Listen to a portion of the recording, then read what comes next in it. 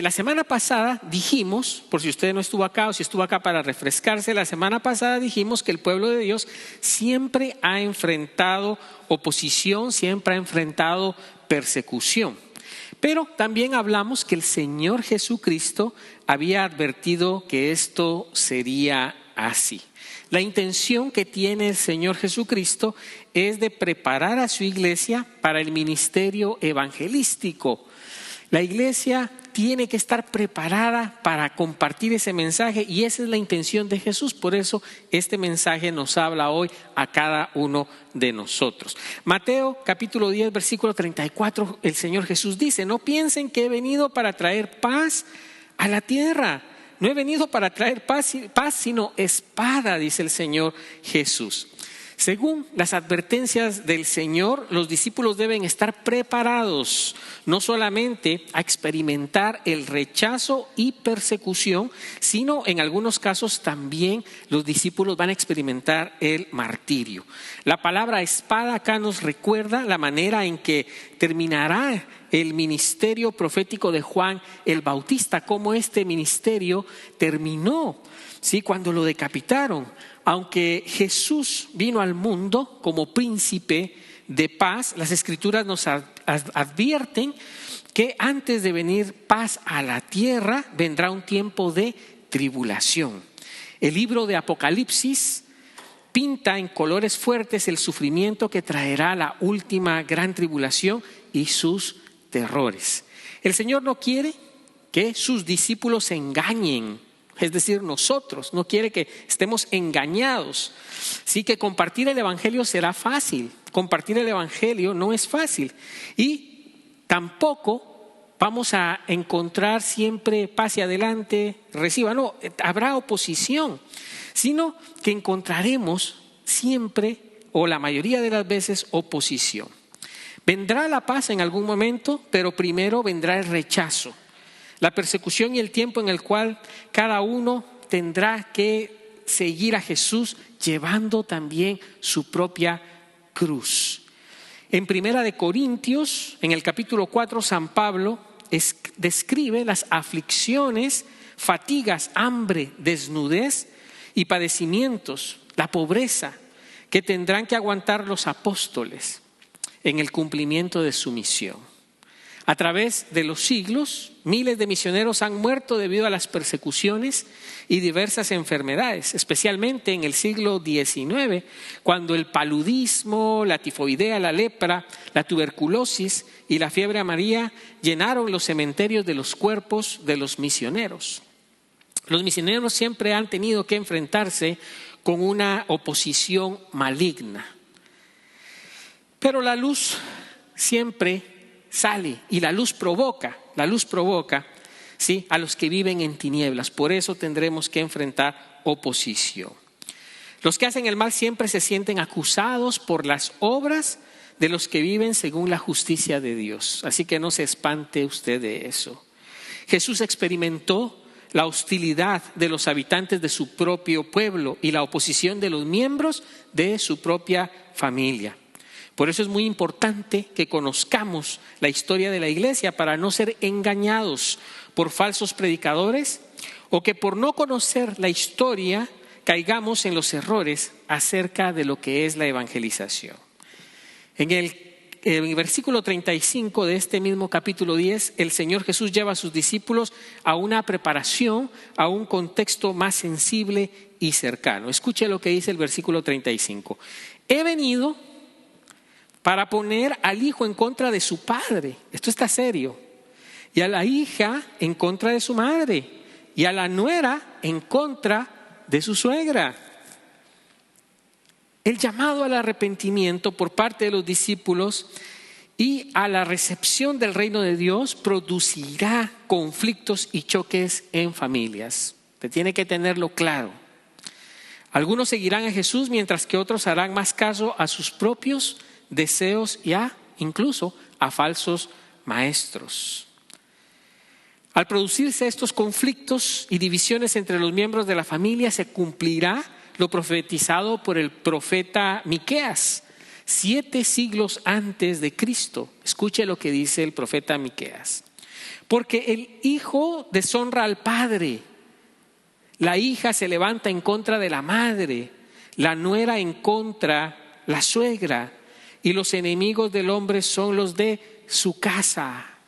Así que usted va a encontrar oposición, hermanos, dentro de su familia. Usted va a encontrar oposición con sus amigos, aún con sus propios hijos, aún contra la nuera. Se va a oponer la nuera, la suegra se va a oponer. Eso va a ser así. Y Jesús continúa en el versículo 36 y dice: los enemigos del hombre serán los de su casa. Mire hasta dónde Jesús nos está preparando. Usted va a encontrar oposición en su propia casa. ¿Para qué vas a la iglesia? ¿De qué te sirve?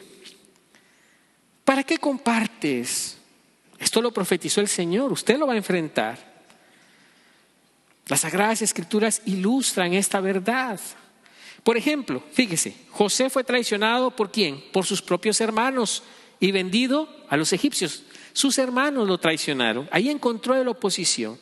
Esaú buscaba la manera de acabar con su hermano Jacob. Y dos de los hijos de David planificaron un golpe de estado contra su propio padre. Querían matarlo y apoderarse del trono de David. Judas Iscariote se puso de acuerdo con el sumo sacerdote y traicionó ¿a quién? A nuestro Señor Jesucristo. En todos estos relatos, lo que más dolió, ¿sabe qué fue? Fue el acto de traición. Cuando uno se vuelve en contra de su más fiel amigo para entregarle a sus enemigos. Así nosotros, la iglesia, los discípulos, tenemos que prepararnos para sufrir las aguas amargas de la traición y la crítica. Así que no se espante, no se asuste, no se desanime cuando en su casa lo critiquen, cuando los amigos lo critiquen, cuando la familia, con los vecinos, quien sea, en el trabajo. No se desanime. Otros pasaron por eso, el mismo Señor Jesús. Ahora Jesús eleva el nivel de compromiso para con él y con la misión en el versículo 37. Escuche bien. El que ama a su padre o a su madre más que a mí, dice Jesús, no es digno de mí. El que ama a su hijo o a su hija más que a mí, no es digno de mí. Con frecuencia los misioneros en todas partes del mundo han sido perseguidos, arrestados, encarcelados y rechazados por sus propios familiares. Jesús nos está mostrando el nivel de importancia y urgencia de llevar el evangelio de salvación.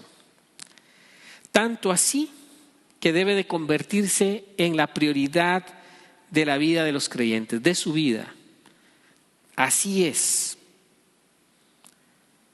El que ama a su padre o a su madre más que a mí no es digno de mí, dice Jesús. Y continúa diciendo en el versículo 38, el que no toma su cruz y me sigue no es digno de mí. Mira qué palabras fuertes acá. La palabra cruz, acá hermanos y hermanas, no es una metáfora. Jesús no está inventando un cuento ahí. ¿Sí? No está tratando de decir, es realmente simboliza la experiencia desagradable y la cruda realidad que va a ser capaz o que es capaz de llenar a los discípulos de horror. Eso cuesta predicar a Jesús. Más tarde, durante las persecuciones del emperador Nerón, la crucifixión de los apóstoles se convirtió en realidad. ¿Sabía usted eso? Muchos de los discípulos murieron de esa manera, crucificados.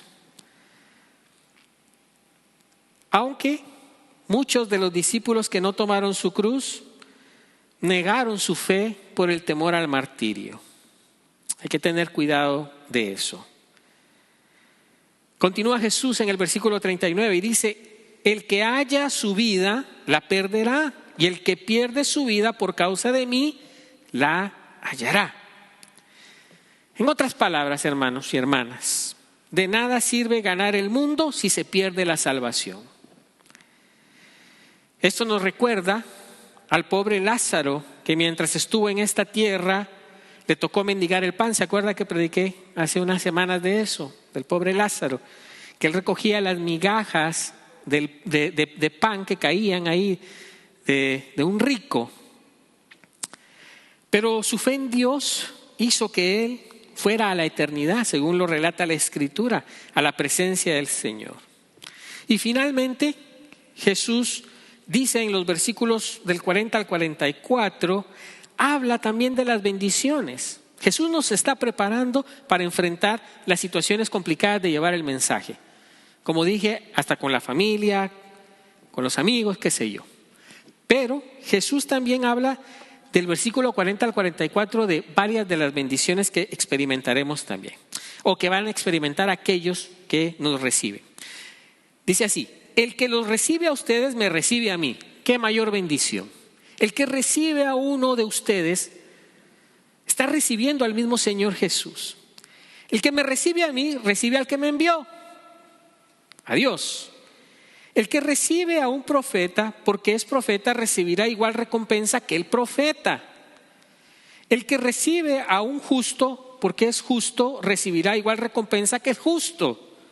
De cierto les digo que cualquiera que se dé a uno de estos pequeñitos, aunque sea un vaso de agua fría, por tratarse de un discípulo, no perderá su recompensa. Mira que en los versículos anteriores Jesús habló con sus discípulos acerca del rechazo, ¿cierto? Y del desprecio que experimentamos los misioneros de Él. El Señor habló también del castigo que recibirían las ciudades y las aldeas que rechazan a los enviados. Pero los misioneros no serán rechazados en todas partes. Ahí está la buena noticia.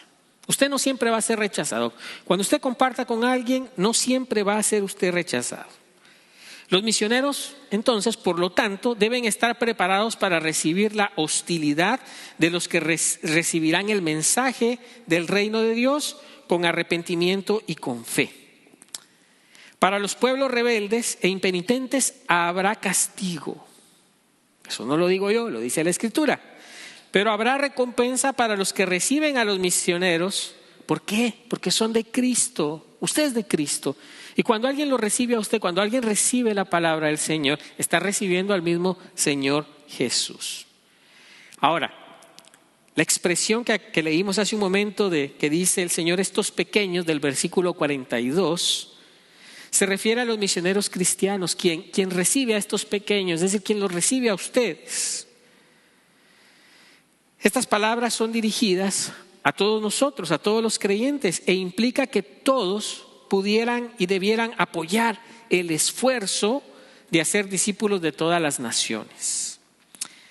Este versículo sirve para invitar a los fieles a involucrarse en la misión de la iglesia. Debemos de involucrarnos en la misión de la iglesia. En este versículo utiliza 3 títulos o nombres para designar a los misioneros cristianos: profetas, justos y pequeños. Esos son ustedes, esos somos nosotros, eso es la iglesia. En todo caso, cualquiera que reciba a un profeta o a un justo, es decir, a un misionero o a estos pequeños, como les llama el Señor Jesús, que comparten las nuevas buenas, ellos también no van a perder su recompensa, serán recompensados. Así que termino con esto, hermanos. Compartir el mensaje del Evangelio requiere entonces fidelidad, porque hay promesa del Señor. Requiere entrega, porque hay promesa del Señor. Requiere confianza en el amor y en el cuidado y la misericordia de Dios. Así que hoy salga usted decidido a compartir, porque así como usted recibirá recompensa, aquellos que le reciban a usted, que reciban a Jesús por la predicación del Evangelio a través de su persona, también recibirán las bendiciones y la misericordia del Señor. Amén y amén.